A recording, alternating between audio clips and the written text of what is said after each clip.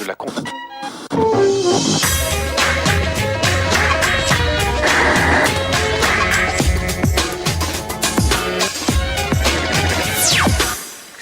Salut à tous, samedi 12h45, plus clair, bienvenue pour toute l'actu média. Les images, nos enquêtes, les coulisses et bien sûr nos invités. Au sommaire de ce numéro de Plus clair, on commence comme chaque semaine avec le Média Mix, c'est l'essentiel de l'infomédia en images et en 5 minutes. Dans l'actu cette semaine, le nouveau jeu de Jean-Pierre Foucault sur TF1, Christine O'Krent, numéro 2 de l'audiovisuel extérieur et la médiatisation de la descente de police à Villiers-le-Bel.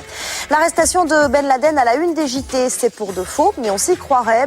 Breaking News est le nouveau concept testé par Jimmy la semaine prochaine. Nous étions en coulisses. C'est donc Jean-François Copé qui récupère la patate chaude de la télévision publique sans pub. À quoi va servir sa commission? Première réaction et début précipité. C'est le zoom de la semaine. Et TF1 dans tout ça, des résultats financiers impressionnants et pourtant mauvaise ambiance. Robert Namias s'exprime peu d'habitude. Il est sur le plateau de Plus clair et il nous dira tout sur les turbulences que traverse sa chaîne. Sur le plateau de Plus clair également, le grand romantique de la télévision, André Manoukian revient dans La Nouvelle Star, entouré de nouveaux jurés. Il en profite pour publier son autobiographie, Confession très intime. Et bien sûr, vos autres rendez-vous, le zapping, l'ITV Télé, cette semaine Ariel Wiesman et Stéphane Bern, la télé des voisins, la Webzone et l'Observatoire des séries Hollywood, comme si vous y étiez. Voilà pour le menu. On commence tout de suite avec l'actu de la semaine, résumé et mixé par Plus clair. C'est le Média Mix préparé par Karima Hamzaoui et Théodore Bourdeau. C'est parti. Dimanche, Jean-Pierre Foucault prenait les commandes d'un nouveau jeu sur TF1 avec des questions basées sur des pourcentages. Bonjour, soyez les bienvenus sur le plateau de Jouer pour 5 fois plus. Alors maintenant, la question qu'on se pose, nous, c'est quel pourcentage de Français ont regardé ce programme? Ouais, moi je dirais à peu près 45%. Je répète. Bah non, seulement 18,4% de téléspectateurs ont suivi ce nouveau rendez-vous, un démarrage plutôt décevant. Vous êtes libre de partir quand vous voulez. Justement, c'est ce qu'ont fait les ménagères, parties sur M6, voir le magazine 66 minutes qui a battu TF1 sur cette cible tant convoitée. Jouer pour 5 fois plus, ce n'est pas un format inédit. Aux States, c'est la chaîne CBS qui a lancé l'été dernier la version originale Power of 10. Aux États-Unis, le jeu a été déprogrammé fin janvier, faute d'audience. Allez Jean-Pierre, demain à 17h55, on sera tous avec toi. Salut à tous, merci. Lundi, tous les JT ouvraient sur cette information. C'est donc une opération de police de grande ampleur qui s'est déroulée ce matin à Villiers-le-Bel. 1 millier d'hommes mobilisés pour ce coup de filet très médiatisé. Une trentaine de personnes ont été interpellées. Sous l'œil des journalistes dûment alertés. Des journalistes dûment alertés, c'est bien ça le problème pour le ministère de l'Intérieur. Je regrette profondément que des fuites aient conduit à une médiatisation importante de cette opération. Nous sommes allés voir au siège d'un quotidien pour savoir à quel moment les journalistes avaient été informés de cette opération. Aux Parisiens, voilà comment ça s'est passé. Premières infos qui nous sont remontées un peu plus d'une quinzaine de jours avant l'opération. Quand vous avez plus de 1000 policiers sur le terrain, vous avez non pas autant de sources potentielles, mais vous avez quand même un certain nombre de sources potentielles. Mercredi, l'intervention des forces de l'ordre à Villiers-le-Bel est de nouveau médiatisée. Cette fois-ci, c'est Paris Match qui publie plusieurs clichés d'une perquisition, dont un qui fait réagir le ministère de l'Intérieur. Une de ces photos notamment montrait un suspect au moment de son interpellation. Le visage était un peu flouté, mais quand même le cadre dans lequel elle se trouvait, les vêtements, l'appartement, tout ça pourrait permettre de l'identifier et donc risquerait d'entraîner une nullité de procédure. Nous avons contacté Paris Match qui n'a pas souhaité nous répondre. En attendant, le ministère de l'Intérieur a saisi la police des polices pour qu'elle enquête sur les circonstances dans lesquelles les photos ont pu être prises.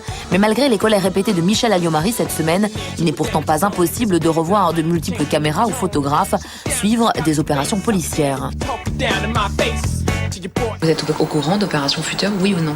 C'est une bonne question, mais je ne vous répondrai pas là-dessus. Mercredi, polémique autour de la nomination d'Alain de Pouzillac. Le patron de la chaîne France 24 chapeautera désormais France Monde, regroupant TV5, RFI, mais aussi France 24, justement. Premier conflit d'intérêts selon les syndicats. Deuxième nomination qui pose problème, aux côtés d'Alain de Pouzillac, dit Poupou, la journaliste Christine O'Krent, épouse du ministre des Affaires étrangères, un ministère auquel est rattaché TV5. Jeudi, le journal Libération parle même d'affaires O'Krent, réponse de l'intéressé au micro d'RTL. Le fait d'être périodiquement ramené à ce statut de femme en niant son identité, ses compétences, son parcours professionnel, franchement, je trouve ça injuste et humiliant. Jeudi soir, une assemblée générale est organisée à TV5 Monde où ces 2 nominations sont jugées comme déplacées. À travers les nominations d'Alain de Pouzillac et de Christine Ockrent, on nous annonce de surcroît qu'on risque d'être détaché du ministère des Affaires étrangères et rattaché à Matignon, donc encore plus à la botte de l'État français, ce qui est, à mon avis, un non-sens par rapport à la mission francophone de TV5. Les syndicats de journalistes ont donc réclamé d'être reçus d'urgence par le président de la République. Affaire à suivre. Lundi, la presse télé ne parlait que de ça, le nouveau programme de TF1, Kilimandjaro au-delà des limites, qui sera diffusé en prime time le 29 février prochain et dont voici les premières images. Ils ne se connaissent pas, ils sont tous différents. Pourtant, quelque chose de fort les réunit. Ils ont tous un handicap. Des handicapés gravissant le Kilimandjaro, TF1 serait-elle en quête de sens ou d'un nouveau concept entre Ushuaïa et Koh-Lanta ? C'est tout sauf Koh-Lanta. Pourtant, musique, épreuves, portraits de candidats, on n'est pas si loin du genre de la télé-réalité. Ce ne sont pas des aventuriers. Tout seuls, ils n'ont aucune chance. Moi, je me retrouve comme une merde sur mon truc, tu vois. C'est nul, quoi. Mais ensemble, ils sont plus forts. C'est de la télé-vérité, en fait. Parce que, certes, on a un contexte qui a été créé de manière artificielle, mais l'objectif, c'était quoi ? C'était, dans ce contexte-là, d'être vraiment documentariste d'observation. L'observation qu'on a faite, nous, c'est que cette participante, on l'avait déjà vue quelque part, mais si, dans la Nouvelle Star ce jeudi soir. Se poser trop de questions. L'émission de TF1, un genre peut-être pas si nouveau que ça. En 1990, la chaîne américaine CBS proposait un programme similaire intitulé Let Me Be Brave, où l'histoire de 12 handicapés mentaux gravissant, devinez quoi, le Kilimandjaro. Un docu-réalité de ce genre, une première pour TF1. L'audience sera-t-elle au rendez-vous ? Réponse vendredi prochain. 28 février, 22h30 sur Jimmy, édition spéciale consacrée à l'arrestation de Ben Laden. Bruce Toussaint sera aux manettes, duplex avec l'Afghanistan, spécialiste du terrorisme mondial en plateau. Comment ça, Ben Laden a été arrêté ? Non, mais on fait comme si, un faux JT criant de vérité, l'infofiction, un nouveau genre, dans les coulisses de l'émission Breaking News avec Christelle Rebière. Une édition spéciale, un plateau d'infos, un présentateur expérimenté, tout a l'air vrai jusqu'au trac. C'est marrant parce que j'ai un peu le même genre de trac que ce que j'avais lorsque il m'est arrivé de faire des vraies éditions spéciales sur iTélé. Parce que c'est quand même un peu gonflé. Gonflé de prévoir l'arrestation de Ben Laden pour jeudi prochain à 22h30 sur Jimmy. En fait, Breaking News va nous décrypter ce qui se passerait si le chef d'Al-Qaïda était vraiment arrêté, d'où un avant-propos qui prévient le téléspectateur. Ce que vous allez voir et entendre dans quelques instants n'est pas arrivé, en tout cas pas encore. Et pour que l'exercice de fiction-anticipation soit crédible, rien n'a été laissé au hasard. Je vais juste vérifier Kaboul qui soit prêt, Kaboul. Kaboul est au bout du couloir parce qu'il était trop dangereux de faire un direct de là-bas. Toi, tu sais où te mettre ? À Kaboul, bien à Kaboul. Mais le journaliste joue l'immersion totale. C'est une nouvelle énorme qui vient de tomber. Donc, je suis en train de téléphoner là. Je suis avec la présidence afghane, je peux pas vous parler. C'est une émission de décryptage. De pédagogie. Au lieu de dire « et si ça arrivait », on vous dit « c'est arrivé ». On a enlevé 2 mots presque. Mais c'est la même chose. La pression monte en régie. Si on traîne, on va se faire griller par CNN. Et c'est parti. 4, 3, 2, 1, plateau. Bonsoir, on l'a appris il y a tout juste quelques minutes. Oussama Ben Laden a été arrêté en Afghanistan. Alors très peu de détails, vous venez de le dire, sur les circonstances de cette arrestation. Des spécialistes viennent décortiquer l'information en plateau. Ben Laden a sans doute été donné, ce qui veut dire probablement qu'on ne va pas diminuer le nombre des attentats, mais probablement aller vers une nouvelle phase de violence. La meilleure chose qui puisse arriver, elle est arrivée, c'est qu'il soit arrêté et qu'il soit pris vivant. Bon, d'accord, Ben Laden, lui, n'est pas furieusement ressemblant, mais le résultat est tout de même très réaliste. Les invités eux-mêmes en sont sortis troublés. Très franchement, on en arrive à douter d'ailleurs de ce qui est la réalité, de ce qui est la fiction. À la fin, on se demande si véritablement Ben Laden n'a pas été arrêté. Et c'est quand même très préoccupant. Si les historiens de l'avenir, dans 500 ans, dans 1000 ans, fouillent dans des tas de machins pour essayer de comprendre, ils trouvent la cassette de ce machin, ça va faire une erreur historique horrible. Formidable. Pour l'instant, une seule émission a été prévue, mais en cas de succès, le JT d'anticipation pourrait devenir un nouveau genre. C'est donc Jean-François Copé qui a récupéré le bébé, président de la commission chargée d'imaginer une télévision publique sans pub. En voilà une mission, et pour déminer le terrain, Nicolas Sarkozy a choisi 11 parlementaires et 15 professionnels. Attention, patate chaude, Laetitia Krupa a suivi les premières heures de la commission Copé. Mardi, l'Élysée dévoilait enfin la fameuse commission chargée de plancher sur la télé publique sans pub. Un président, Jean-François Copé, 11 parlementaires et 15 professionnels de l'audiovisuel avec entre autres le producteur Jacques Chancel, le pédopsychiatre Marcel Ruffo et le producteur de cinéma Marine Karmitz. Tous avaient un point commun, ils ont été prévenus à la dernière minute. J'ai été prévenu, oui, même avant-hier. Hier soir ? Depuis hier soir. Seulement. Depuis plusieurs semaines, on parlait de Frédéric Mitterrand, mais c'est finalement Jean-François Copé, chef de file de l'UMP à l'Assemblée, qui préside la commission. Le signe est clair, les parlementaires seront les vrais décisionnaires. Mardi matin, dans la salle, on pouvait apercevoir quelques piliers de la télé publique, même pas vexés de n'être que de simples invités. Oh non, pourquoi ? Vous savez, j'étais président. Est-ce que vous voyez un ancien président dans la commission ? J'en vois pas. Je sais pas, j'avais dû donner un mauvais numéro de téléphone. 11h30, Nicolas Sarkozy donne le ton. La commission devra se surpasser. Je rêve d'une grande télévision de service public. Je rêve, cher Jacques Chancel, que nous soyons un exemple pour le monde. Côté grandes annonces, d'abord une dotation financière de l'État pour 2008. Vous avez vu que le président de la République a non seulement parlé de 2009 et de 2008 également, donc le message est passé, ça c'est formidable. Et aussi le fait qu'il n'y aurait pas de privatisation. Mais dans cette matinée, on retiendra un gros bug de communication. Nicolas Sarkozy a failli oublier le principal intéressé. Jean-François. Monsieur le Président de la République. Visiblement très pressé, le président va un peu bousculer la prestation de Jean-François Copé. Et il aura beaucoup de mal à rester concentré. Merci à tous. Mais Jean-François Copé ne s'est pas laissé perturber pour autant. Jusqu'à la fin de la réunion, il est resté serein. Plus clair, Canal+, juste une question. C'est pas un peu une patate chaude que vous avez là entre les mains? Non, je crois que c'est plutôt quelque chose de passionnant. Mais cela dit, c'est difficile. Je n'ignore rien de la difficulté de la mission. Ça, je vous le confirme. Beaucoup de questions fondamentales restent en suspens, comme le financement de cette nouvelle télé publique. Et la commission n'a pas le temps de chômer. Elle doit rendre son rapport le 31 mai prochain. Une baisse d'audience continue depuis 3 mois, des départs et rumeurs de départ au plus haut de la hiérarchie, un livre anonyme sur les dessous du 20h, des articles de presse très sévères. TF1 fait beaucoup parler en ce moment et pourtant, les résultats financiers sont bons et les stars sont toujours là. Alors, Robert Namias, le patron de l'info à TF1, sort du silence. La transition après l'ère Moujotte, ses projets pour les JT et les magazines de TF1. Il répond à nos questions sur le plateau de Plus Clair. Robert Namias, bonjour. Bonjour. Alors, en ce moment, on a d'un côté une succession d'articles extrêmement sévères, beaucoup de rumeurs à propos de TF1, Le Point qui titrait TF1 sur un toboggan, et puis de l'autre le silence ou la direction de TF1 qui dit ce ne sont que des rumeurs, tout va bien. On a soit l'exagération, soit la langue de bois. Est-il possible, Robert Namias, de parler normalement et en toute transparence de TF1 ? Oui, alors là, complètement, je peux vous dire, sans aucune difficulté. D'abord, la langue de bois, c'est pas vraiment mon genre. Je m'exprime assez peu, précisément, parce que je ne tiens pas du tout à avoir une langue de bois. Vous avez fait une description, qui est la description, elle, assez, mais un peu langue de bois. C'est-à-dire, en tous les cas, chacun répète ce que dit l'autre. Moi, je connais très bien la presse.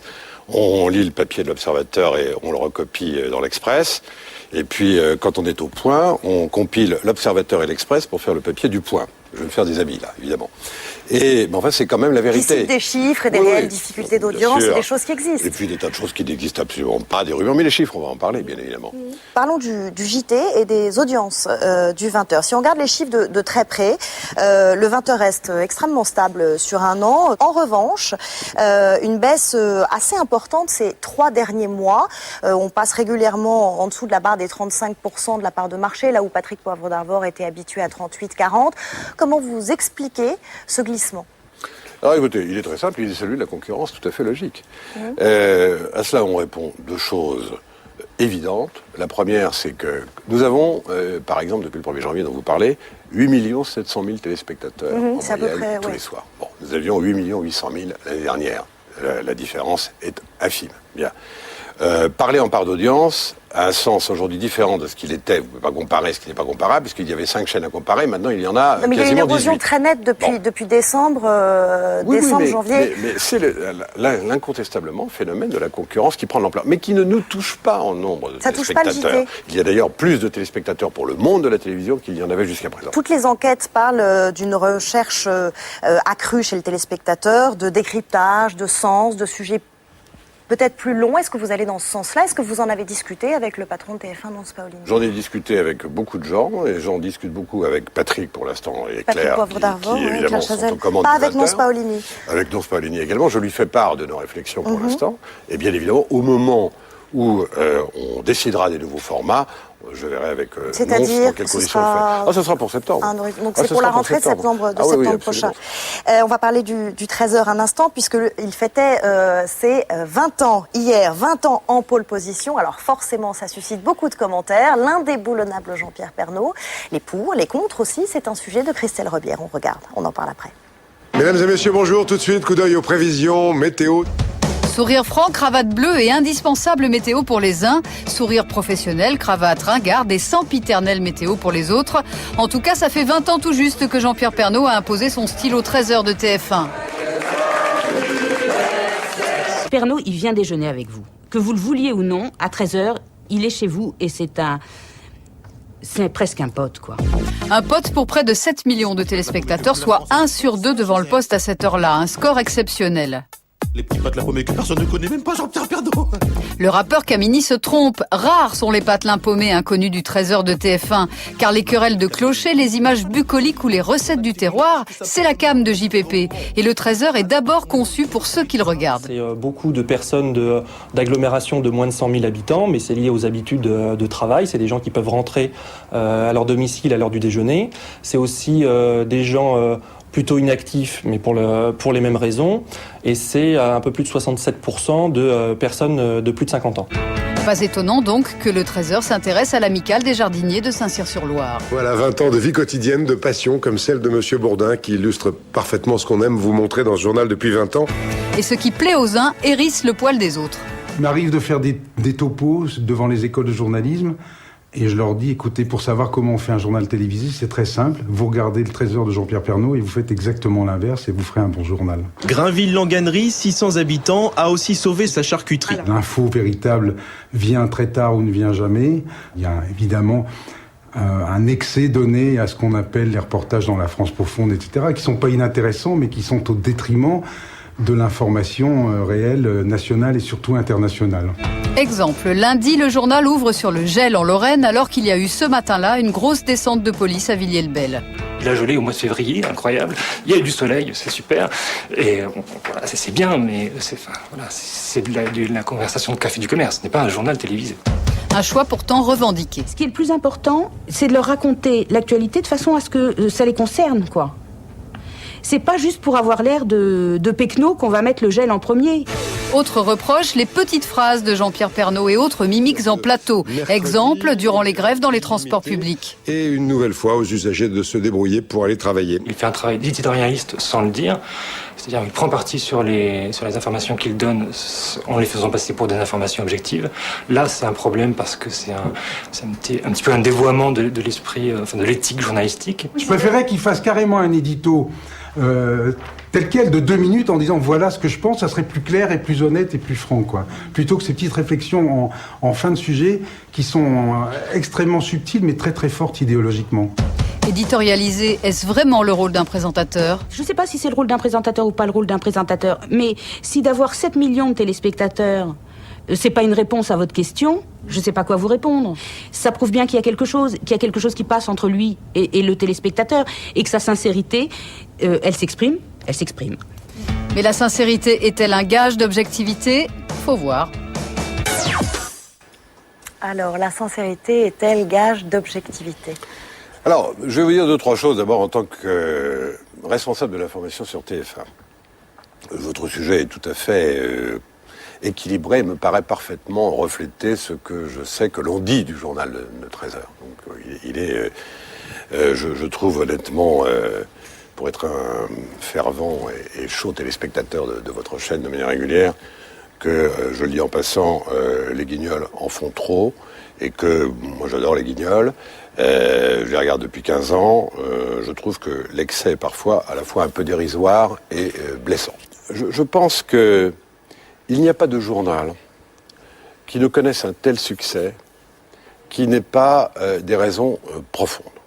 Vous savez, la sanction positive des 7 ou 8 millions de Français qui chaque jour regardent Jean-Pierre Pernaut, c'est pas 7 ou 8 millions d'imbéciles, c'est pas vrai du tout. C'est une France qui n'est pas forcément la France de Paris qui se regarde dans la glace tous les matins en se rasant. Est-ce que c'est un vrai journal que vous leur proposez à 13h et non pas un magazine qui leur plaît, effectivement? Bien sûr, c'est un vrai journal, c'est un rendez-vous d'information. C'est un vrai journal avec l'actualité qui est parfaitement traitée et qui est traitée de telle sorte qu'elle intéresse de bout en bout. Vous annoncez des magazines, et des magazines en prime time. Ce sera quoi? Un 100% mag à la sauce TF1, un envoyé spécial à la sauce TF1? Vous savez, quand on a mis 7 à 8 à l'antenne, il y a 8 ans, c'est un magazine de 4 reportages avec une écriture extra. Aujourd'hui, c'est devenu banal. Bon, très bien. On est copié d'ailleurs sur d'autres chaînes privées. Vous parlez de 66 minutes sur M6. Oui, et j'en suis plutôt fier d'ailleurs. À nous maintenant de trouver autre chose. Et donc, par conséquent, là, on avait créé quelque chose d'original. Quand on a fait une émission politique que j'assume entièrement, dont je suis très fier, j'ai une question à vous poser l'année dernière, par rapport aux émissions politiques. D'ailleurs, on annonce son retour après les municipales, une spéciale Sarkozy. Non, je pense qu'on fera autre chose. Ah non, pas du tout, ça n'est pas prévu, il n'y aura pas de... Est-ce qu'il y a un retour de... J'ai une question à vous poser. On réfléchit pour voir comment on peut adapter le concept, mais ce que je peux vous dire, c'est qu'on fera un magazine, et très vraisemblablement en prime time. Quand vous parliez tout à l'heure de la presse, des rumeurs... il y a quelques années, ça me faisait un mal de chien, il y a quelques années, j'en voulais à la terre entière, il y a quelques années, j'en voulais à tous les journalistes. Le livre vous a fait un mal de chien, mesdames, messieurs, bonsoir, sur les dessous du 20h, un livre anonyme. Il m'a blessé pour la rédaction. Pour la rédaction. Et il y a quelque chose qui, moi, Pourquoi, si ce n'était qu'un tissu de mensonges? Parce que je suis convaincu que tout le monde a eu un contact avec ce livre, à travers la presse, tous les papiers qui ont été rapportés, y compris dans la presse de province, etc., donnant une image épouvantable de TF1, qui n'a strictement aucun rapport avec la réalité. Pourquoi avoir attendu aussi longtemps pour en parler, pour réagir? Pourquoi ce silence qui ne fait qu'alimenter finalement les rumeurs? Parce que je réponds aux invitations des gens que je respecte. Et selon le point, vous auriez reproché à Nonce Paolini, donc le patron de TF1, de ne pas vous avoir assez défendu. Vous aussi, vous rentrez dans le petit jeu des rumeurs, de ce que vous avez lu sur Internet. Je profite que vous soyez là pour vous poser la question. Est-ce que vous considérez que Nonce Paolini ne vous a pas suffisamment défendu, le patron de TF1, qui n'aurait pas déclenché d'enquête interne pour débusquer ou les auteurs de ce livre, qui n'aurait pas pris publiquement la parole? Est-ce que... pas. Et alors là, je ne suis pas langue de bois. Il n'y a pas la moindre différence d'analyse entre Nonce Paolini et moi.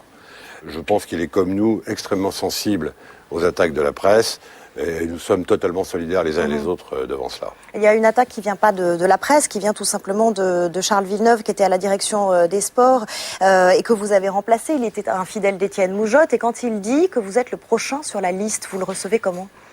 Mais ça m'est complètement égal. Mais à un point, vous ne pouvez pas savoir. Moi, ça vous passe au-dessus de la tête? Mais complètement. Moi, je fais mon métier à TF1. Je crois avoir fait à peu près ce que je devais faire. J'ai beaucoup d'idées pour TF1, pour la mutation de TF1. Où on me demande de le faire et je le fais. Où on me demande pas de le faire et je le fais pas. Alors ça, c'est...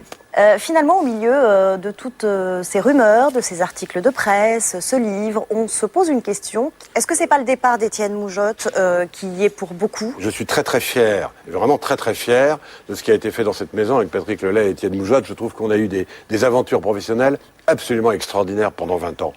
La période est autre, l'environnement est autre et la maison est autre. Mais l'environnement, il est plutôt favorable pour TF1 en ce moment. Le vent est bon quand on supprime la publicité dans le service public. C'est plutôt une bonne nouvelle. Alors, pourquoi est-ce que TF1 serait fragilisé ou apparaîtrait fragilisé? TF1 n'est pas fragilisé, c'est vous qui me le dites et c'est ce qui est écrit dans la presse. C'est pas ce que nous disons nous. Et je suis l'un des dirigeants de TF1 et je vous dis qu'elle n'est pas fragilisée.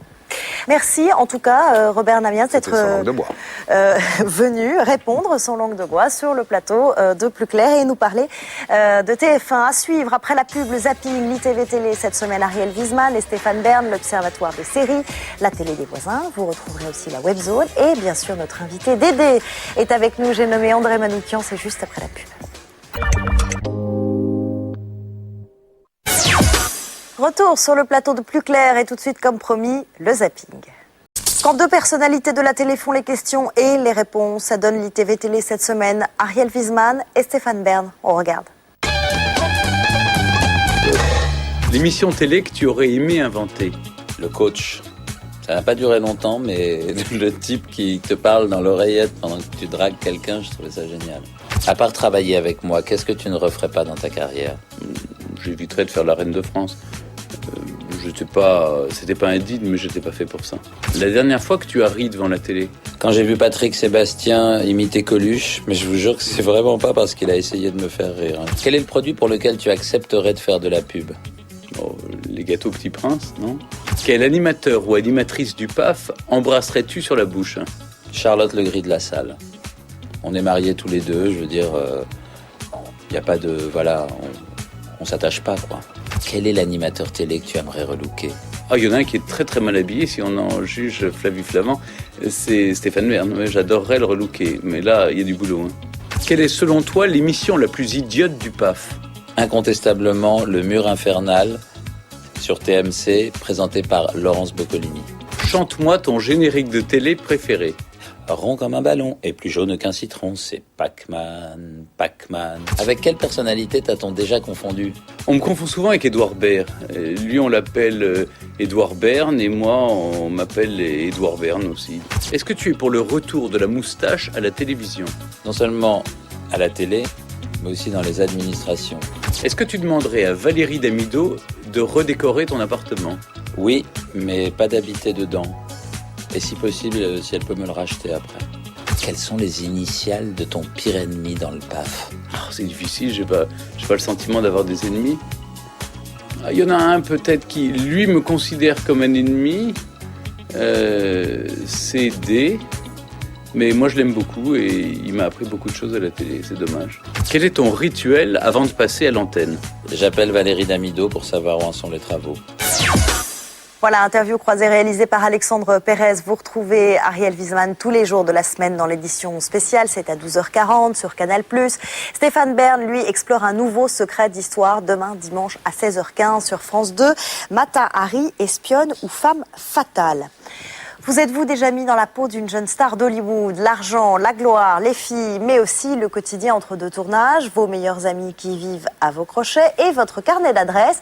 Vincent Chase connaît très bien Jessica Alba, James Cameron et Scarlett Johansson. Vincent Chase n'existe pas pour de vrai, il est le héros d'Entourage, une série pleine de people qui jouent leur propre rôle. Vincent Calvet.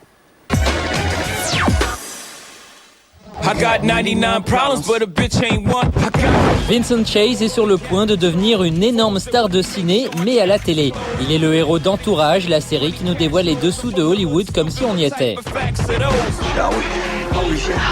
Diffusé depuis 4 ans sur la chaîne HBO, Entourage a en ce moment une actualité française très riche. Les 2 premières saisons viennent de sortir en DVD et elle est diffusée sur W9 et TPS Star. La série suit l'ascension du comédien et de son entourage proche, son manager Eric, son ami Turtle et son frère Johnny, un acteur raté. Cop's tough. I did 4 eps of Blue. And when were you on NYPD Blue? I was on Pacific Blue, cock breath. Sans oublier son agent, l'insupportable Harry Gold, l'un des personnages les plus hauts en couleur jamais vus dans une série télé. They drive that way in Tiananmen Square, bitch! Derrière cette série, il y a du beau monde, à commencer par son producteur exécutif, le comédien Mark Wahlberg. L'histoire de cette série, c'est un peu la sienne. Autre grand nom qui se cache dans le générique de cette série, Larry Charles. Il est l'un des créateurs de la sitcom Seinfeld. How's the show going? Good? Yeah. Any good parts in there? La série peut se vanter d'un casting 4 étoiles car quelques-uns des players les plus importants d'Hollywood y jouent leur propre rôle. Il y a les stars du moment comme Jessica Alba, Hey boys. Hey, what's going on? Scarlett Johansson, I'm in New York. I just got in. Ou encore James Cameron, le réalisateur de Titanic. Was the sinking of the ship an attempt to foreshadow the forthcoming sinking of the tech market in 2000? No. Actually, I just wanted to make young girls cry. Cameron a accepté d'apparaître dans cette série à une seule condition, que dans l'histoire, son film fictif Aquaman soit un triomphe au box-office. Mais Entourage permet également de retrouver des acteurs que l'on a un peu perdu de vue, comme Gary Busey, abonné aux séries B pendant longtemps. Il s'est aujourd'hui reconverti dans l'Arab Stress et on en croit à la série. This is emotional confusion. On y retrouve également Ralph Macchio, vous l'avez peut-être reconnu. C'était la star de Karate Kid et depuis on n'avait plus de nouvelles. All right, I got a new series now. Really? Well, you know, it's a pilot. Loufoque, sexy et cool, Entourage, c'est peut-être aussi l'un des regards les plus pertinents jamais posés sur le système hollywoodien. Okay, well, I didn't love it. It's Die Hard at Disneyland. What's not to love? Le revenant de la semaine, c'est une voiture. You may call me Kit. Kit, la voiture qui parle de la série K2000 en VO Knight Rider, a fait son grand retour dimanche dernier sur la chaîne NBC avec la diffusion du remake de cette série des années 80. That seemed quite irrational. Bon, Kit a bien changé en 25 ans, nouveau modèle, le look est moins futuriste. Nouvelles options, elle peut par exemple changer de couleur. Époque oblige, Kit version 2008 est totalement écolo. My system is largely solar powered. Sinon, le principe est le même, c'est un peu comme un GPS, mais en beaucoup plus bavard. Do you have another girlfriend? Are you a homosexual? La voix de Kit aussi a changé, il a désormais celle du comédien Val Kilmer, qui tient peut-être là le rôle de sa vie. Don't even think about it. David Hasselhoff fait ici une apparition à la fin du pilote, mais les choses sont claires. I said goodbye a long time ago.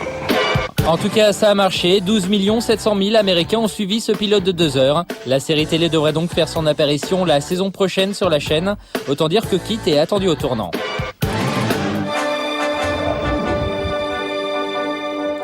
Hier soir, la star de la cérémonie des Césars, c'était Marion Cotillard.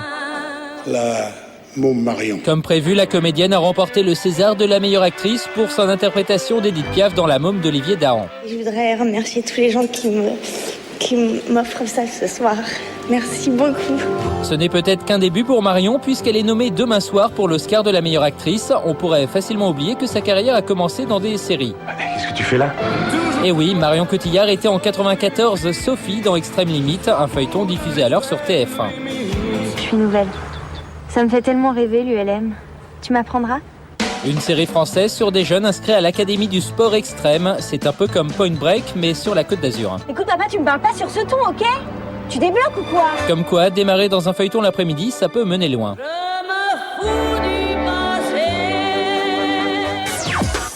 L'événement télé de la semaine, c'est le retour de la nouvelle star. C'était jeudi, on a enfin découvert le nouveau jury. Lio, Philippe Manœuvre, Sinclair et le survivant, André Manoukian. Ses envolées philosophiques sont faibles pour les jolies filles à la voix grave. Il vient de publier son autobiographie, La mécanique des fluides. Et devinez quoi? Ça parle de femmes et de musique. André Manoukian est sur le plateau de Plus Clair. Je suis ravie de vous accueillir. Bonjour. Bonjour André, ça va bien? Ouais. Bon, vous avez sorti votre livre jeudi, ça s'appelle La mécanique des fluides. Le jour même où a démarré la nouvelle star, ne me dites pas que c'est un hasard. Si, ça s'appelle la synchronicité selon Jung, vous savez. Ça s'appelle surtout un bon coup de promo. Mais non, ça fait 2 mois que la date de sortie de bouquin était prévue, et puis la nouvelle star, c'est Secret Défense à chaque fois, donc... on l'a su il y a 3 semaines, quoi. Donc, bon, enfin, ça tombe bien en tout cas. Enfin voilà, oui. Le pitch, c'est comme ça qu'on dit, hein. Tout ou presque, et parfois très en détail sur vos relations amoureuses, relations parfois compliquées avec les chanteuses. C'est un livre hyper intime. Les téléspectateurs de la nouvelle star vont plus vous voir de la même façon, André. Je sais pas, mais je pouvais pas faire autrement, quoi. Je pouvais pas, à un moment donné, on peut pas tricher. Mais bon, voilà, je sais que dans le verbe et dans mes commentaires, je vais un petit peu loin aussi sur la nouvelle star. Et je suis resté au fond sur une conviction intime que j'ai, c'est que la musique la spiritualité et l'amour, c'est une seule et même vibe, quoi. Ouais, Donc, mais là, on a carrément vos premières étreintes avec Liane Folly. On a tous les détails. C'est d'une intimité. On a le premier baiser avec Liane Folly, et je l'ai déjà dit à la télévision, et voilà, quoi. Mais on a mes premières étreintes avec d'autres. Mais c'est vrai qu'à un moment donné, j'avais envie de me poser la question, pourquoi est-ce que la voix a autant de pouvoir sur moi? Pourquoi est-ce que ça me met dans un état incroyable? Et à un moment donné, je pensais, voilà, je viens d'avoir 50 ans, je me dis, je suis rangé des bagnoles quand même, on peut maîtriser ça. Et puis l'année dernière, pouf, replongeons encore, la jeune Gaëtane qui déboule, et ça met dans des états incroyables. Donc à chaque fois que vous recommencez la nouvelle star, comme cette année encore, vous avez peur de retomber amoureux? Non. Savoir que Alors, vous allez replonger là, ça va recommencer. Cette année, je suis amoureux de la voix de garçon. Vous voyez que ça n'arrive. Mais oui. Vous avez changé de bord. J'ai pas changé de bord. Simplement, c'est la voix en elle-même qui m'emmène quelque part et qui me fait voyager, quoi. En tout cas, la nouvelle star, ça a recommencé sur M6 jeudi soir, 4,7 millions de téléspectateurs. Évidemment, on a regardé le programme, extrait, décryptage, l'émission vue par Plus Clair avec Vincent Calvet. Jeudi soir sur M6, c'était le grand retour de la nouvelle star, une édition très attendue avec un tout nouveau jury. Guys, que la force soit avec vous. Si Dédé est toujours là. Moi, je trouve que t'as le feeling d'un moniteur de ski. Pour les 3 autres, c'était une première et ils sont tous à la recherche du gimmick parfait qui leur permettra d'apporter leur griffe à cette émission. Sinclair lui a vite trouvé le sien. Dans ta chambre. Lio, elle est plus dans la gestuelle. Quant à Philippe Manœuvre, son obsession, c'est de ne surtout pas passer pour un ringard. Chanter comme au XXe siècle. Et ça représente vraiment 2007, ça. Dommage que depuis le tournage, on soit en 2008. Mais les vraies stars de cette émission, ce ne sont pas les jurés, mais bien sûr les candidats, et il y en avait pour tous les goûts. On a été impressionné par Julien, un candidat de 19 ans, avec son blouson vintage flashy qui va bien, et sa parfaite imitation de Damien Rice. Ça fait 6 ans que j'attends ça. Mais s'il ne fallait en retenir qu'un, ce serait elle. Je crois très fort en moi, je crois très fort en ma voix. La star jeudi soir, c'était Cindy. On me dit souvent, oui, t'as la même voix que Céline Dion. Céline Dion, c'est Céline Dion. Cindy, c'est Cindy. Et c'est la première grosse bourde de ce jury, ne pas avoir donné sa chance à cette chanteuse. Je veux juste que vous arrêtiez de chanter. Du coup, Cindy est repartie perplexe de son casting. J'ai un fan club qui me suit, je comprends pas pourquoi ici ça passe pas. Qui sait ce qu'elle a fait après cette grosse déception? Elle est peut-être sortie s'éclater avec une de ses copines. Ou bien elle a improvisé un bœuf avec son coloc. À moins qu'elle ait rappelé un ex afin de se changer les idées. Quand on voit une candidate comme cette pauvre Cindy, à qui vous n'épargnez absolument rien, elle s'en prend plein la figure, est-ce qu'on est obligé de montrer ça? Est-ce qu'on n'est pas dans le registre de la caricature, parfois? Non, parce qu'il y a une insistance chez elle, il y a quelque chose qu'elle comprend pas, donc on est obligé d'y retourner encore, et c'est terrible. Là, on est dans l'exemple typique du Spunz, qui est sûr qu'il a un destin incroyable, que c'est un artiste pas possible, et à ce moment-là, souvent les échanges se terminent par...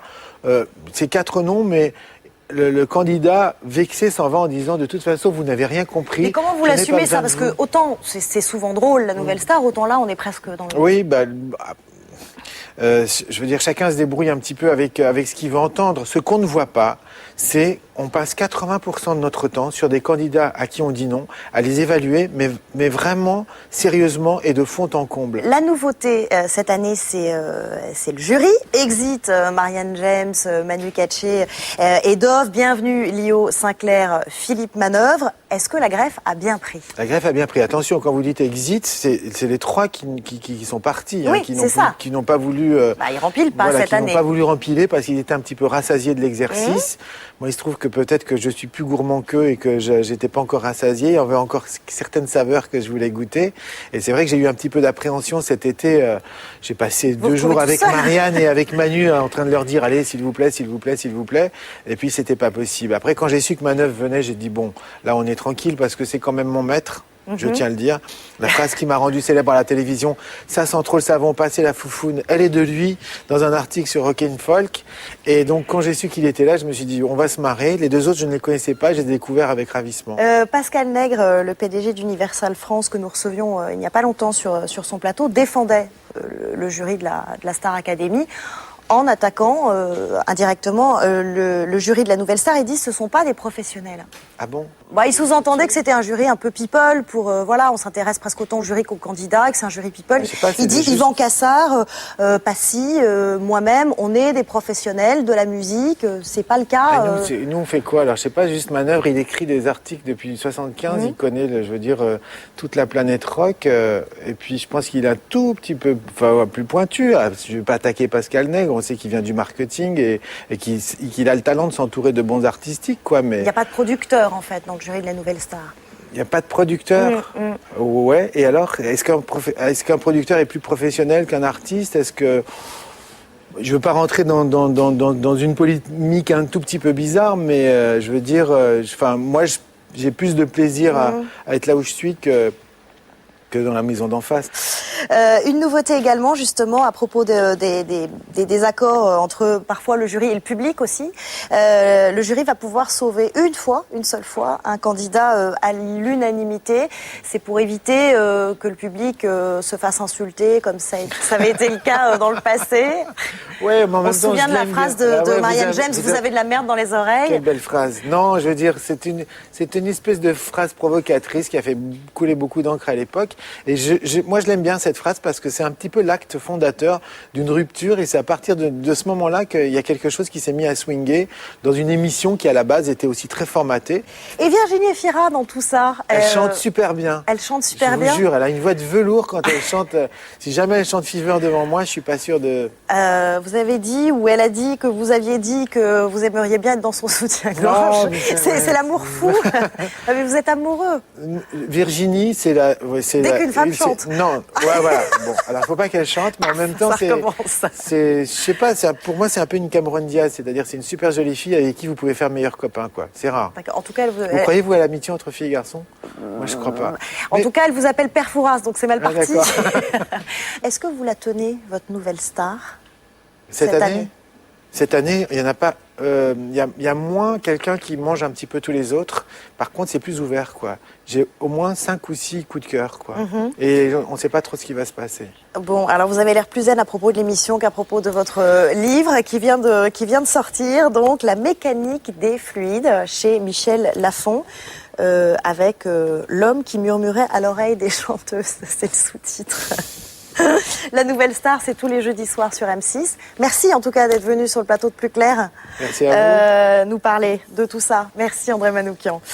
Depuis lundi, sur la chaîne américaine NBC, la dernière trouvaille en matière de télé-réalité. Prenez des enfants, leur papa, des défis et vous obtiendrez un spectacle familial, comme disent les producteurs américains. Le titre de l'émission, Mon père est meilleur que le tien, donne une idée assez précise du concept. Résultat, des épreuves spectaculaires, des enfants hystériques et une cagnotte pour payer leurs études plus tard. Julien Dugast. Lundi soir, de l'autre côté de l'Atlantique, voilà ce que l'on pouvait voir à la télé.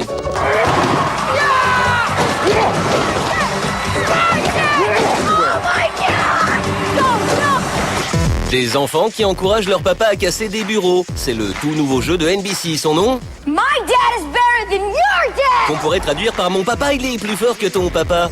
Le truc rigolo, c'est que normalement NBC devait diffuser l'adaptation de ce programme. Bébé Aloué en français, des novices qui s'entraînent à devenir des parents avec des bébés prêtés pour l'occasion. Diffusé en Hollande il y a quelques semaines, ce jeu a fait polémique. Résultat, NBC a annulé sa programmation et à la place... des bambins balancés contre une cible par leur papounet. Goodbye, mother! I love you! Here we go! Des quiz où c'est l'enfant qui buzz et papa qui répond. What does the J in Harry Potter scribe J.K. Rowling stand for? A. James. B. Joanne. C. Joshua. D. Jennifer. Joanne. Le tout pour déterminer. Oui, le papa le plus fort. Le papa le plus fort qui gagne de l'argent pour les études de sa progéniture. We got $20,000, the Xbox, the Cannondale bike. Let's hear it for the Fires, they're our big winners. Une formule mise au point par Mark Burnett, le spécialiste du genre, inventeur de Koh-Lanta notamment. La question, ce jeu peut-il troubler les âmes sensibles ? Your job is to get as much of the desk into the cube. On a montré ce programme à Christian Spitz, alias le Doc qui s'est vu confier par le ministère de la Culture une mission sur l'éducation et la pédagogie des médias. Ça tombe bien. casser les bureaux. Moi, je ne suis pas d'accord. Il faut savoir que si les violences physiques, meurtres et autres ont diminué, les incivilités sont en très nette augmentation. Et on ne peut pas, bien sûr, écarter le fait que la violence dans les médias y est pour quelque chose. Et casser un bureau, pour moi, c'est pas anodin. C'est une distillation savante, quotidienne, d'incivilité, comme si ça devenait un modèle. Ok, la télé peut-elle pousser les enfants à détruire leur bureau? Vaste question. En tout cas, 9 800 000 personnes ont regardé le premier épisode de ce programme. C'est pas terrible, hein. Du coup, si My Dad is Better Van Your Dad ne séduit pas plus aux States, on a peu de chance de voir débarquer ce jeu en France. Il avait eu son heure de gloire avec la reprise de Stevie Wonder, Gangsta's Paradise. Coolio revient, mais dans un registre, pas le sien. Le rappeur se met au fourneau pour la chaîne internet Dan Channel et ça donne des chaînes en or, des filles décolletées et une salade tomate mozzarella. Théodore Bourdeau. Quoi de neuf dans la webzone? Rappelez-vous, Coolio, c'est le tube Gangsta's Paradise en 1995. Aujourd'hui, Coolio revient sur le net. On l'a vu par exemple présenter un quiz d'histoire sur le site de la chaîne américaine History Channel. Ah, the good old days. Pas super crédible en prof d'histoire, Coolio présente depuis la semaine dernière une émission de cuisine sur la web télé My Damn Channel. Yo, what's up? Welcome to Coolio's Cafe. I am the ghetto gourmet. Escorte de bimbo et look bling bling, on se croirait plus dans un clip de hip-hop que dans la cuisine de Cyril Lignac. Hey, I wanna fork you right on up. I wanna fork you right on up. Pourtant, dans une interview au magazine Newsweek, Coolio explique qu'il prend très au sérieux sa reconversion. Par exemple, dans ses recettes, jamais de beurre. Ben ouais, c'est pas bon pour le cholestérol. This is called Coolio's Caprese Salad. Here's the ingredients. Basil, balsamic vinegar, olive oil, mozzarella, and the special et quelques fines herbes aussi pour l'inspiration. Oh yeah. Les petits plats de Coolio, c'est pas toujours très appétissant, mais les internautes en raffolent. Avec sa première recette, Coolio a récolté plus de 40 000 visites en une dizaine de jours. Bring your ass to the table. Enfin, dans la webzone, vous connaissez sûrement ce téléphone, désormais mythique. Sur le net, tout un tas de frimeurs mettent en ligne des vidéos où ils font joujou avec leur engin sans jamais téléphoner, bien sûr.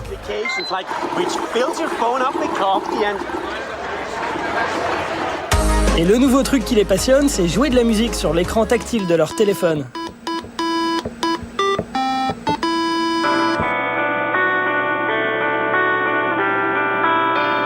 Coup marketing ou projet branché, en tout cas, il n'a pas fallu longtemps avant que le premier groupe téléphonique se forme. Il nous vient d'Autriche et il s'appelle Leiband. 2 téléphones et une console de jeu pour la rythmique, voilà ce que donnent les premières répètes.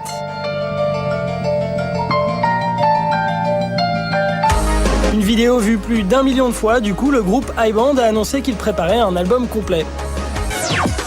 Voilà, plus clair, c'est fini. Vous retrouvez l'émission sur le site canalplus.fr. Je vous retrouve samedi prochain, 12h45. Et d'ici là, ouvrez grand vos yeux.